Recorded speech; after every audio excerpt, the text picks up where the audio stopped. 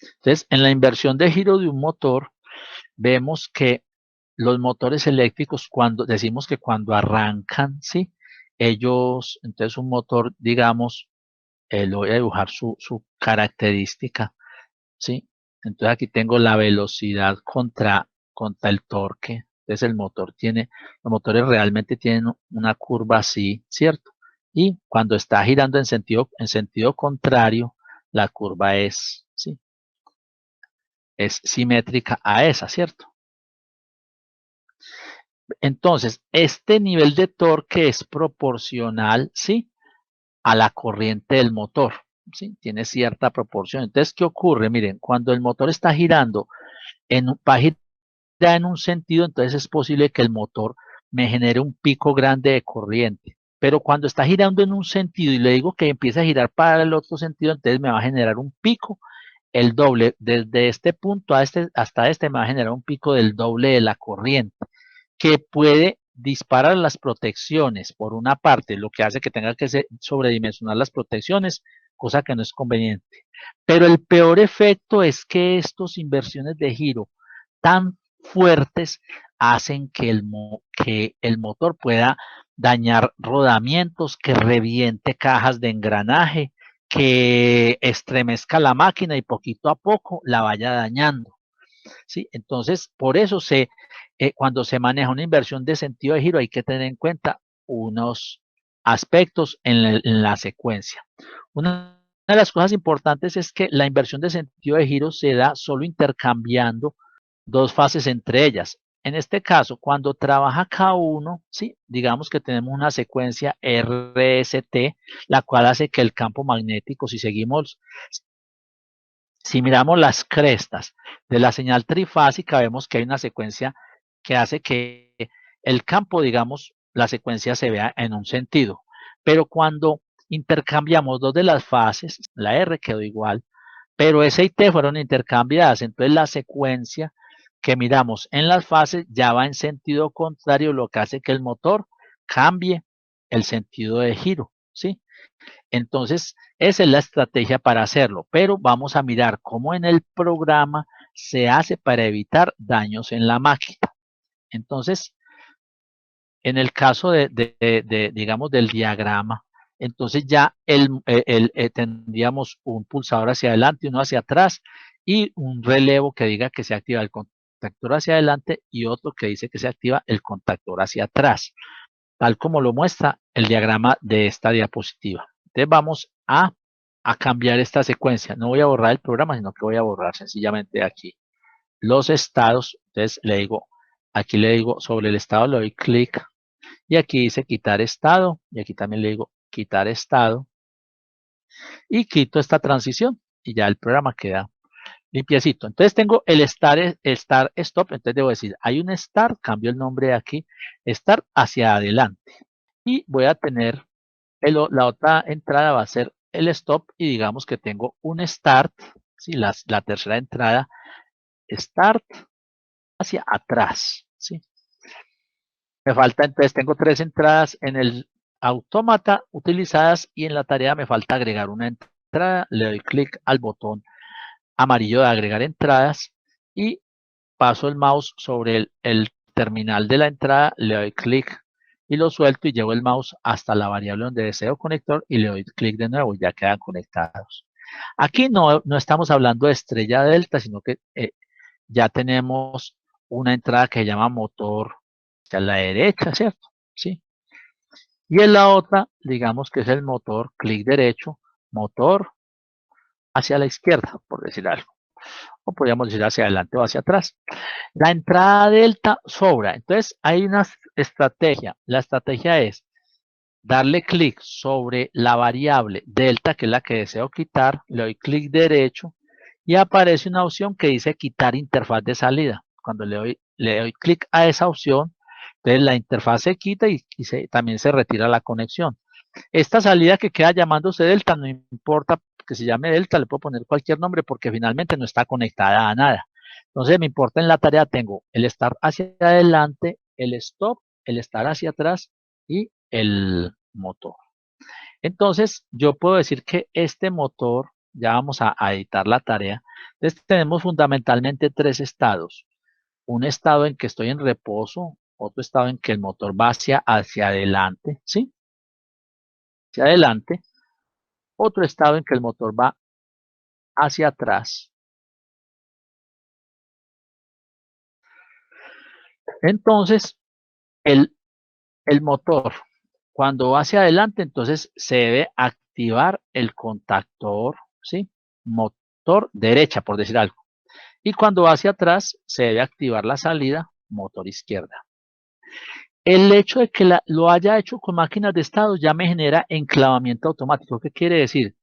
El programa está en este estado o está en otro, pero el programa nunca va a estar en los dos estados a la vez. Eso me garantiza una seguridad de que no se activan a la vez esos estados y por lo tanto ya generó el enclavamiento solo por el concepto de diseño. Eso no indica que nosotros cuando energicemos, armamos este esquema, debemos utilizar de todas maneras lo que llama un enclavamiento mecánico. ¿Cómo así?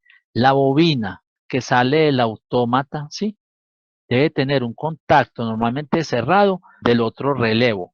Y lo mismo con este, un contacto normalmente cerrado del relevo, ¿sí? O sea, el relevo que maneja la bobina, digamos, de K1, ¿sí? O sea, R1, debe tener un contacto normalmente cerrado de R2, de manera que si R2 está activado, no me deje activar R1. Y la bobina que maneja K2 o el relevo que maneja K2, que es R2, su bobina debe estar a través de un contacto normalmente cerrado del relevo R1. Y eso me evita eléctricamente que se vaya, que aunque el autómata falle a la hora de hacer el programa, alguien se equivocó y puso los dos, activó ambos en el mismo estado y no vaya a ser que al programar y al arrancar haga un cortocircuito. ¿Por qué? Porque cuando se activan estos dos contactores a la vez, va a haber una circulación de corriente desde R, ¿sí? Hacia S. Entonces, este es un enclavamiento eléctrico que evita eso. También recomendable es adicionalmente usar un enclavamiento mecánico. Es un accesorio que se pone entre los dos contactores que hace que cuando uno esté activo, el otro, aunque sea energizado, no pueda entrar. Entonces, ahí estamos hablando también de usar o enclavamiento mecánico o enclavamiento eléctrico. A mí me gusta usar los dos a la vez, ¿sí? Digamos, el eléctrico, cuando yo tengo el mecánico no es tan necesario, pero sí por lo menos me gusta mucho el enclavamiento mecánico porque evita que un error de programación haga un corto, que hacemos un corto en una máquina cuando apenas la estamos montando y ya estamos entregando una máquina de segunda. Entonces la idea es no estar haciendo esos daños de entrada.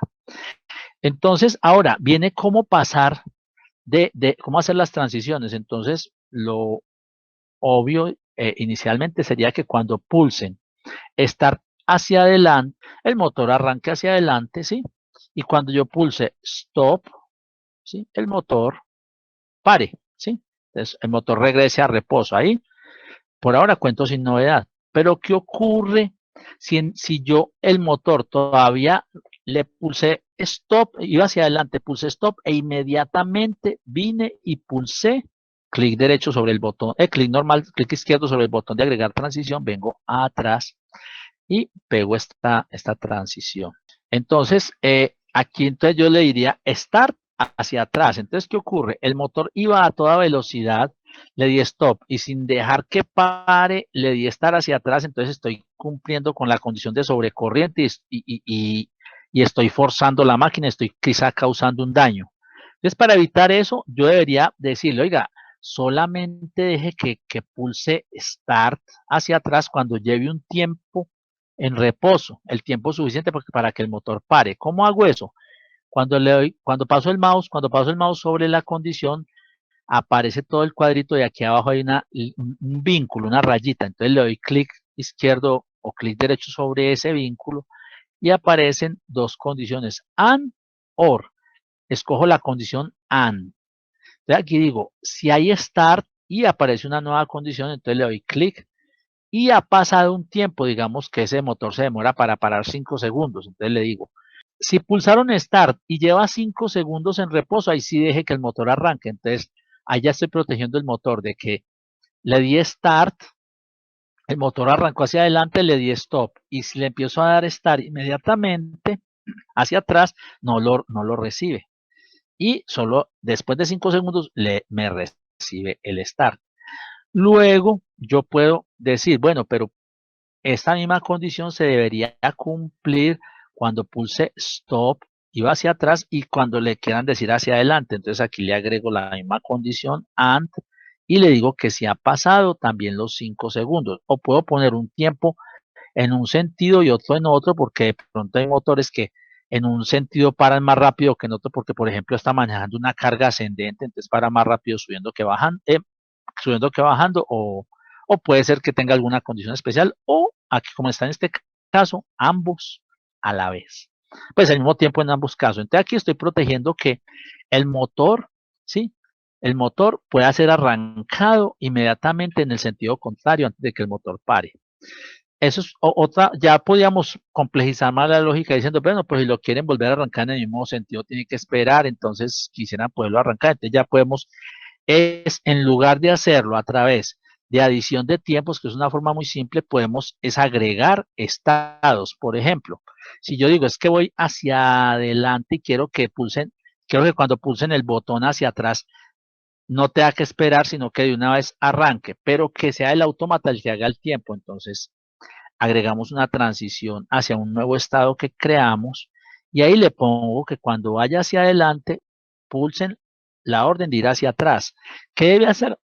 El control debe esperar un tiempo y después de ese tiempo, solito y automáticamente, después de ese tiempo, viene y arranca el motor hacia atrás. Entonces mire lo que hace. Iba hacia adelante, le dijeron que estar hacia atrás espera un tiempo en el cual, mire qué ocurre, cuando le dijeron hacia atrás, inmediatamente apagó el motor hacia adelante. Entonces, durante estos 5 segundos, el motor se detiene y después de 5 segundos automáticamente lo arranca hacia la izquierda, o sea, hacia atrás. Y lo mismo para pasar de ir, de cuando íbamos a atrás, le damos la orden de ir adelante. Entonces aquí estar adelante y después de un tiempito lo pasamos a que vaya hacia atrás. Entonces vamos a ponerlo aquí abajo, no, así. Entonces aquí contamos los mismos 5 segundos, podemos copiar esta condición y pegarla aquí. Pegar condición. Entonces miren, aquí lo hice, en este caso de arriba lo hice agregando una AND a las condiciones. O aquí lo hice agregando un estado en el que se ejecuta el tiempo antes de realizar la operación. Entonces nosotros tenemos dos alternativas, o agregar más estados para agregar la seguridad a través de estados, o agregar una condición, agregarle un término más a la expresión de la condición. Entonces, esas son las formas en que se protege un motor cuando queremos hacer una inversión de giro.